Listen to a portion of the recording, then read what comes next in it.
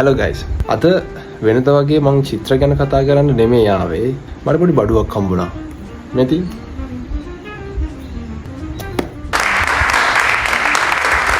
මේක හොලිලෑන්ඩ් එකේ ලාක් A1 කියන මිනි මයික් එක, මයික්‍රොෆෝන් එක.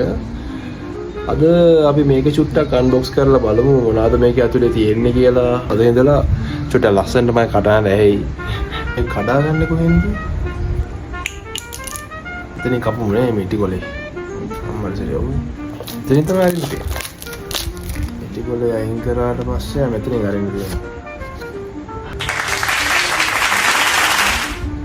अरे और कार्ड आते कैटलॉग की वगैरह थी ने बुक के तब पे गिरी थी मैं आए हाँ मैं माइक के बैग के अरे की सुगंध USB කේබල් එකක් හම්බ වෙලා තියෙනවා මයික් දෙක charge කරගන්න.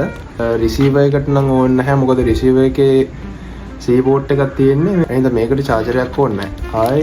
මේ මයික් එකට දාන මේ පුළුම් කෑලි දෙකක් තියෙනවා. මයික් එක තියෙනවා.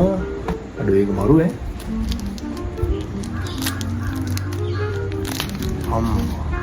මෙතෙන්ට තමයි USB කේබල් එක ගහන්න තියෙන charge කරගන්න තියෙන මයික් එක.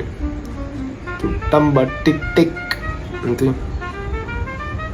होता මේක මේ මැග්නට් එකක් තියෙනවනේ මේ මැග්නට් එක හොඳයි ස්ට්‍රෝං මැග්නට් එකක් තියෙන්නේ මේක ෂෙල්ට් එකට දාගෙන මෙහෙම ගාගෙන කතා කරන්න තමයි තියෙන්නේ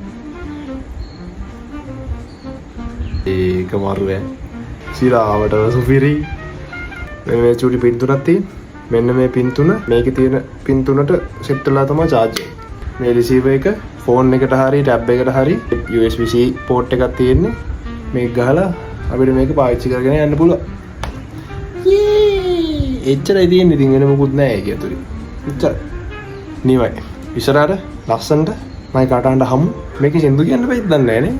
ආදරයේ සඳ පායනගේ හරි අටෝ ගත්තා. ඇහෙනවනේ මාව දැන් හොඳට. ඉස්සරහට මේකෙන් තමයි වීඩියෝස් දාන්නේ.